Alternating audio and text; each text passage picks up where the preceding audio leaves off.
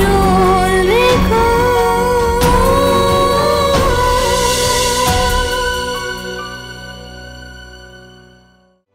সংকোচ কইরেন না, শিল্পীরা তো মানুষই পারে। আপনি ভুল ভাবছেন। আমি কিন্তু মেয়েরা কখনো সব করে সিদ্ধান্ত নেয়, আর কোন ছোটখাটো বিষয়েও তাদের চোখে আগায় না। আপনার মনে যদি কোনো দ্বিধা থাকে,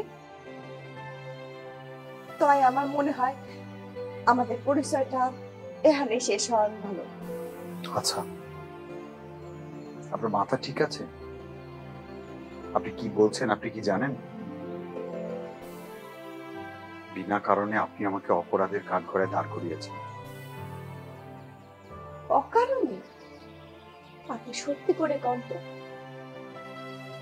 এক মুহূর্তের জন্য আপনার মনে সংশয় জাগে নাই আমার জন্ম পরিচয় নিয়ে? একেবারে যে আসেনি সেটা আমি কখনোই বলবো না, তবে যেটা এসেছে ওটা সংশয় না, প্রশ্ন। আর ওই প্রশ্নটা কি সন্দেহের ঊর্ধ্বে আসিল?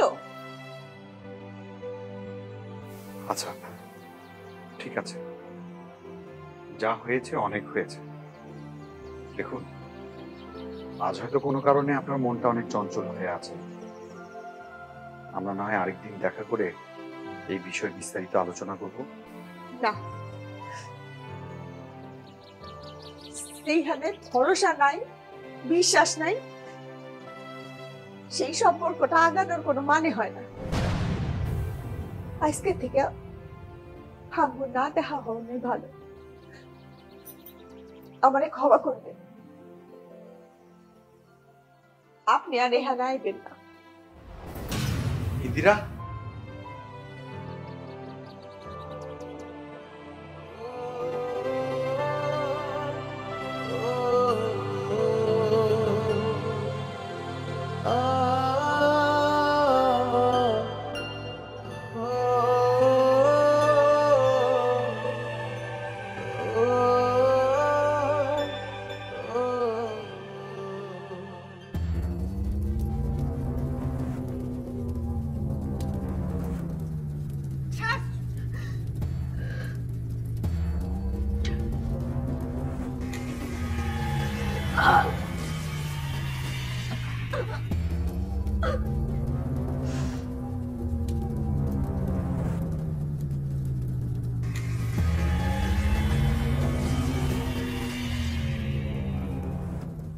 বারবার বারণ করলাম, যাস নে যাস নে, তুই শুনলি না আমার কথা।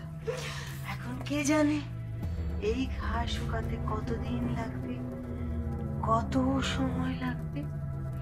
এদিকে তোর হাতে সময় একেবারে নেই। তুমি শরীরের ক্ষতের কথা বলছো? আর অসফলতার যে ক্ষত আমার মনের ভিতর গেঁথে গেছে, তা সারিয়ে তুলবে কি করে? শোন রে মেয়ে, হাল ছেড়ে দিলেই অসফলতার প্রশ্ন আসে।